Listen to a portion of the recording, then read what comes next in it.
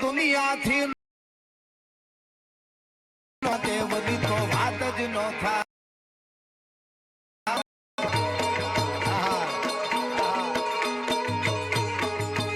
મારો ઓખો તો દુનિયાથી નોખો કહેવાય. દ્વારિકાના દેવની તો વાત જ ન થાય. અરે મીઠુડી ધરતીના મીઠા ભગવાન, દરિયાના ફળિયામાં મીઠા.